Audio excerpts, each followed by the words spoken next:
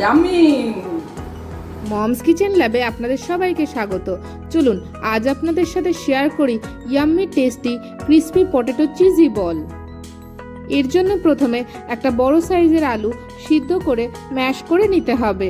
এরপর এতে একে একে স্বাদ মতন লবণ, 1 চামচ কর্নফ্লাওয়ার, হাফ চামচ রসুন গুঁড়ো, হাফ চামচ আদা গুঁড়ো, হাফ চামচ লঙ্কার গুঁড়ো আর হাফ চামচ মিক্সড হার্বস দিয়ে দিতে হবে।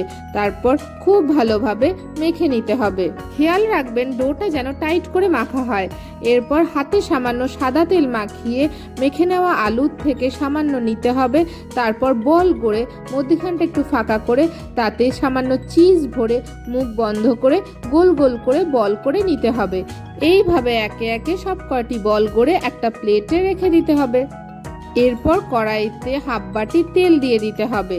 তারপর গড়ে নেওয়া বলগুলো একে একে গরম তেলে ছেড়ে দিতে হবে। উল্টে পাল্টে মিডিয়াম ফ্লেমে বেশ ভালো করে ভেজে নিতে হবে। যখন বলগুলো গোল্ডেন ব্রাউন কালার হয়ে যাবে তখন একে একে একটা প্লেটে নামিয়ে নিতে হবে। পটেটো বলগুলোর ওপর দিকটা হবে একদম ক্রিস্পি আর ভেতর দিকটা হবে একদম সফট, আর ভেতরে মেল্টেড চিজ একদম বেরিয়ে আসবে। দেখুন কি অপূর্ব দেখতে হয়েছে, স্বাদও হবে অনবদ্য।